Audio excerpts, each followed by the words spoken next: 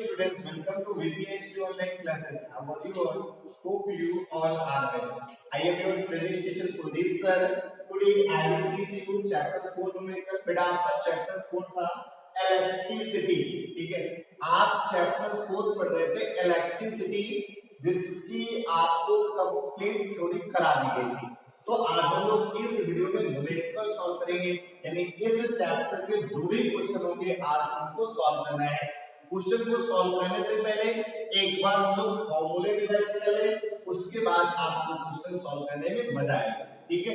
तो आपका काम क्या है, अगर आपने अभी भी इस चैप्टर के चैप्टर 4 के आपने फॉर्मूले जो भी इसके टॉपिक से अगर आपने नहीं पढ़ा है हमको, तो आप उनको अच्छे से पढ़ लें, अदरवाइज क्वेश्चन सॉल्व करने में बहुत सारी प्रॉब्लम्स आएंगी। तो आपको क्या करना है, क्वेश्चन को करने से पहले क्वेश्चन को कम से कम 2 बार पढ़ना है। कम से कम कितने बार पढ़ना है? 2 बार पढ़ना है। अगर आपने क्वेश्चन को 2 बार पढ़ लिया है तो क्वेश्चन में आपको समझ में आ जाएगा कि कौन कौन सी वैल्यू आपको दी गई है, तो फिर आप आसानी से क्वेश्चन को कर सकते हैं। आइए देखते हैं। जैसे मैंने सबसे पहले आपको जो फॉर्मूला बताया था, पहला फॉर्मूला हमने बताया था वैद्युत आवेश। वैद्युत आवेश, वैद्युत आवेश के मैंने 2 फॉर्मूले बताए थे, एक था Q is equal to IT, एक था Q is equal to N। वैद्युत आवेश के मैंने आपको 2 फॉर्मूले बताए थे, एक था Q is equal to IT और दूसरा था Q is equal to N। ठीक हो गया? आपका Q क्या होता है? वैद्युत आवेश होता है, I आपकी वैद्युत धारा होती है, T आपका समय होता है। T आपका बेटा क्या होता है? समय होता है। अब यहाँ पे M की बात करेंगे, जो M होता है नंबर ऑफ इलेक्ट्रॉन्स होता है। नंबर ऑफ इलेक्ट्रॉन्स यानी इलेक्ट्रॉनों की संख्या होती है, और आपका जो E होता है ये चार्ज ऑफ इलेक्ट्रॉन होता है, यानी इलेक्ट्रॉन का आवेश होता है। जैसे कि मैंने आपको बताया है कि इलेक्ट्रॉन का जो आवेश होता है उसकी वैल्यू फिक्स होती है, कितनी होती है बेटा? -1.6 into 10 की पावर -19 होती है। -1.6 into 10 की पावर -19 होती है, यानी कूलाम। आपको ये भी पता है कि कूलाम आवेश का जो मात्रक होता है वो कूलाम होता है, ठीक? अगर यहीं से हम लोग वैद्युत धारा का फॉर्मूला निकालें तो I इक्वल टू होता है Q/T। I इक्वल टू क्या हो जाएगा? Q/T हो जाएगा। अब इसमें कुछ वैल्यू आपको पता होना चाहिए कि जैसे इलेक्ट्रॉन का मास कितना होता है, प्रोटॉन का मास कितना होता है, चार्ज ऑफ इलेक्ट्रॉन कितना होता है, चार्ज ऑफ प्रोटॉन कितना होता है। तो ये सारी चीजें मैंने आपको आपकी फेयर कॉपी में जो भी टॉपिक्स आपको पढ़ाया मैंने उसमें आपको सारी चीजें समझाई दी अच्छे से। अगर आपको ये चीजें आती है तो आप क्वेश्चन को आसानी से कर सकते हैं। उसके बाद इसी में आपको मैंने आगे बताया था वैद्युत विभव। पहले बताया था वैद्युत विभवांतर। वैद्युत विभवांतर में आपको बताया था VA - VB = W/Q। इसी प्रकार आपको वैद्युत विभव बताया गया था। वैद्युत विभव आपका था V = W/Q। ये भी आपका यही था। उसके बाद मैंने आपको ओम का नियम बताया था। ओम का नियम आपका था V = IR। V = IR, ये आपका ओम का नियम है। इसी आधार पे मैंने आपको विशिष्ट प्रतिरोध भी बताया था। विशिष्ट प्रतिरोध आपको होता है ρ = RA/L। ρ = RA/L होता है। ρ = RA/L क्या होता है बेटा? L होता है। ρ = RA/L क्या होता है? L होता है। कर सकते हो ना? कोई दिक्कत तो नहीं होगी, आप आसानी से कर सकते हैं अगर आपने फॉर्मूले को अच्छे से देखा है या लर्न किया है। इतना हो गया। इसके बाद मैंने आपको इसी चैप्टर में कुछ और टॉपिक बताए थे। टॉपिक बताने का मतलब ये है कि आपको मैंने कुछ और फॉर्मूले बताए थे, जैसे कि आपको याद होगा, आपको मैंने कराया था, क्या कराया था? आपको कराया था वैद्युत ऊर्जा का। मैंने आपको एक फॉर्मूला बताया था वैद्युत ऊर्जा। वैद्युत ऊर्जा के लिए आपने कई सारे सूत्र निकाले थे। आपका एक था W = VIT, दूसरा था W = I²RT, तीसरा आपका था W = V²/R × T। था कि नहीं था?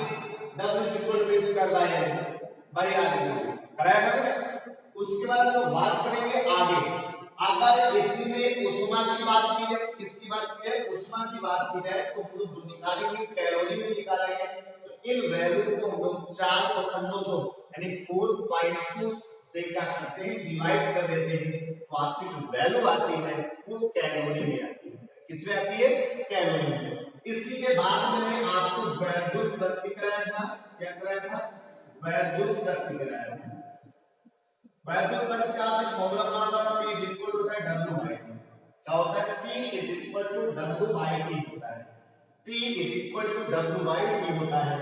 आप यहां से देखेंगे तो यहां पे आप वैल्यू रखेंगे तो आपने निकाला था P is equal to V आया था, दूसरा आया था P is equal to I square into R आया था, तीसरा आपका आया था P is equal to V square by R आया था ना। इतने फॉर्मूले मैंने आपको इस चैप्टर में कराए हैं। उसके बाद मैंने आपको कुछ चीजें और कराई हैं। 1 किलोवाट घंटा बराबर 3.6 गुणे 10 की घात 6 होता है, यानी 3.6 इनटू 10 टू पावर कितना होता है, 6 होता है। ये जूल में वैल्यू होती है। और इसका जो सबसे इंपॉर्टेंट फॉर्मूला है क्या है बेटा, प्रतिरोधों का संयोजन। इतने फॉर्मूले क्लियर हो गए होंगे। अब हम लोग एक सबसे इंपॉर्टेंट फॉर्मूला है प्रतिरोधों का संयोजन, ठीक है। इसमें आपको बताना नहीं है, प्रतिरोधों का संयोजन यानी आपकी क्लास 10th के लिए बहुत ही इंपॉर्टेंट टॉपिक है। इससे या तो इसका कभी कभी निगमन पूछ जाता है, नहीं तो इससे लगभग 99% इससे क्वेश्चन पूछ जाता है। 99% उम्मीद रहती है कि इससे क्वेश्चन आता है, हर साल इससे क्वेश्चन आता है। तो आपको मैंने इसकी दो कंडीशन बताई, एक आपका था श्रेणी क्रम संयोजन और दूसरा आपका था समांतर क्रम संयोजन। आपने पढ़ा था श्रेणी क्रम संयोजन में, श्रेणी क्रम में आपने पढ़ा था R इज इक्वल होता है R1 plus R2 plus R3। इसी प्रकार आपने समांतर क्रम में भी पढ़ा था, क्या पढ़ा था आपने, समांतर क्रम में। समांतर क्रम में क्या होगा, 1 by R is equal to 1 by R1 plus 1 by R2 plus 1 by R3। ये सारी चीजें मैंने आपको पढ़ा दिया। बस आपको फॉर्मूले पे कंसंट्रेशन रखना है और क्वेश्चन को बस अच्छे से पढ़ना है। अगर आपने क्वेश्चन को अच्छे से पढ़ लिया है तो आपका आधा क्वेश्चन ऐसे ही सॉल्व हो जाएगा। तो बस अब हम लोग बात करते हैं क्वेश्चन पे। आइए हम लोग क्वेश्चन नंबर फर्स्ट देखते हैं। आपको मैं क्वेश्चन नंबर फर्स्ट सॉल्व कराता हूं और उसी टाइप के आपको कम से कम 6 या 7 क्वेश्चन करवाऊंगा। तो आइए हम लोग क्वेश्चन देखते हैं। क्वेश्चन फर्स्ट पे हम लोग चलते हैं। जैसे आपका पहला क्वेश्चन आपकी एक्सरसाइज यानी आपकी बुक जो आपकी चित्र पब्लिकेशन की है उसमें आपका जो पहला क्वेश्चन है, सुनिए बेटा ध्यान से। किसी परिपथ में 5 मिनट तक, किसी परिपथ में 5 मिनट तक 60 कूलम आवेश प्रवाहित होता है। किसी परिपथ में 60 कूलम आवेश, किसी परिपथ में 5 मिनट तक 60 कूलम आवेश प्रवाहित होता है। परिपथ में धारा की गणना कीजिए। परिपथ में धारा की गणना कर रहे हैं, फिर से ध्यान देना है। किसी परिपथ में 5 मिनट तक, यानी आपकी जो वैल्यू है हमें पता है, सबसे पहले आपको लिखना है गिवन है T इज इक्वल टू, आपको बेटा कहा है 5 मिनट। आपको पता है कोई भी वैल्यू को सेकंड यानी टाइम को लेते हैं तो सेकंड में लेते हैं, तो जाएगा 5 into 60 सेकंड। या इसको लिख सकते हैं 30 हो जाएगा, ये आपका जो है वो आएगा 300 सेकंड। उसके बाद क्या करा, तक 60 कूलम आवेश प्रवाहित होता है, यानी Q की वैल्यू जो दी गई है 60 कूलम दी गई है। कितनी दी गई, 60 कूलम दी गई है। आपको धारा निकालना है। आपको फॉर्मूला में मिला था I इज इक्वल टू होता है Q बाई T होता है। I इज इक्वल टू आपका होता है Q बाई T होता है। I इज इक्वल टू आपका जो होता है Q बाई T होता है। आपने पढ़ा था।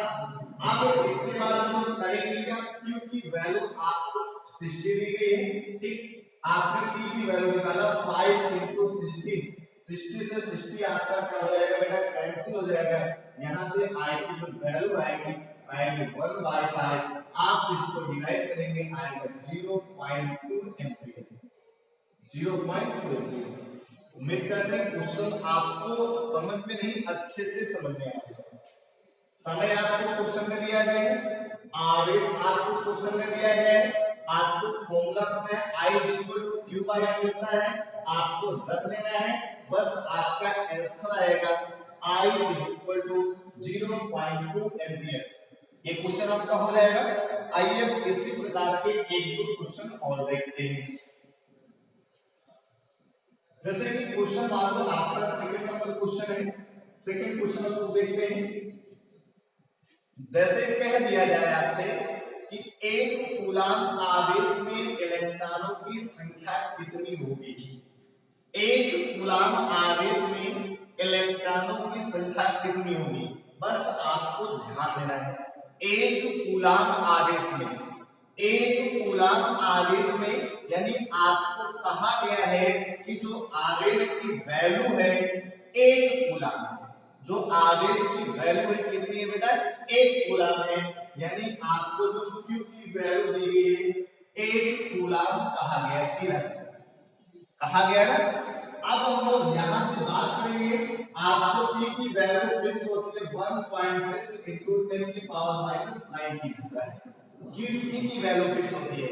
हमने बताया है आपको कि नंबर ऑफ इलेक्ट्रॉन या इलेक्ट्रॉनों की संख्या को हम लोग स्मॉल n से प्रदर्शित कर रहे हैं, यानी हमको वैल्यू किसकी निकालनी है, स्मॉल n की वैल्यू आपको निकालना है। किसकी वैल्यू बेटा निकालनी है, स्मॉल n की आपको वैल्यू निकालनी है। आप यहां से करेंगे क्या, आपको फॉर्मूला पता है Q N होता है, आप यहां से निकालेंगे N हो जाएगा Q/A, N हो जाएगा Q/A। आप यहां से सॉल्व कर सकते हैं। Q की वैल्यू आपको 1 दी गई है, A की वैल्यू 1.6 into 10 की पावर -19 दी गई है। आपको पता है यहां से पॉइंट बनाएंगे, 0 बढ़ेगा 10 की पावर 19 ऊपर जाएगा, क्या होगा 10 की पावर आपका 19 ऊपर जाएगा। आप इसको डिवाइड करेंगे आएगा 0.625 into 10 की पावर 19। ठीक, आपको पॉइंट यहां पे लाना है तो एक पावर कम जाएगा, यानी आएगा 6.25 into 10 की पावर 18, यानी एक कूलाम आवेश में इलेक्ट्रॉनों की संख्या बेटा कितनी होगी, 6.25 into 10 की पावर 18 होगी। 6.25 into 10 की पावर 18 होगी। कितनी होगी, 6.25 into 10 की पावर 18 होगी। कर सकते आप, कोई भी दिक्कत नहीं होगी। आप बहुत ही आसानी से क्वेश्चन करेंगे, बस केवल आपको क्वेश्चन पे कंसंट्रेशन करना है। अब हम लोग आइए तीसरा एक और क्वेश्चन किसी टाइप का देख लेते हैं, उसके बाद हम लोग नेक्स्ट टाइप को पढ़ते हैं। जैसे आपका तीसरा क्वेश्चन है, आपसे कह दिया है 8 कूलाम आवेश में, 8 कूलाम आवेश में इलेक्ट्रॉनों की संख्या क्या होगी, तो आप यहां से कह सकते हैं Q 8, E की वैल्यू 1.6 into 10 की पावर -19। आपको फॉर्मूला पता है Q N होता है, N आपका Q/A हो जाएगा। Q की वैल्यू आप 8 रखेंगे 1.6 into 10 की पावर -9, बढ़ जाएंगे हम 0 बढ़ेगा, 16 पंचे 80, यानी आपका जो आएगा करके 5 गुणे 10 की घात 19 आ जाएगा। कितना आएगा, 5 गुणे 10 की घात 19 आ जाएगा। कितना आएगा, 5 गुणे 10 की घात 19 आ जाएगा। तो इस तरीके से आप क्वेश्चन को सॉल्व कर सकते हैं। ठीक, तो आज के वीडियो में आपको बस ये 3 क्वेश्चन कराऊंगा। अब आपका काम ये है, आपके पास किसी भी पब्लिकेशन की चित्र की तो आपके यहाँ लगी है, हो सकता है आपके पास बालाजी हो, नूतन हो, ठीक है, राजीव हो, कोई भी बुक हो, आप उसके क्वेश्चन इस टाइप के जो भी टॉपिक आपको कराया गया है उससे रिलेटेड आपको क्वेश्चन सॉल्व करना है। अगर नहीं होता है तो फिर उसको आपको हमसे पूछना है। ठीक, तो आज के लिए इतना ही। Thank you, stay home, be safe.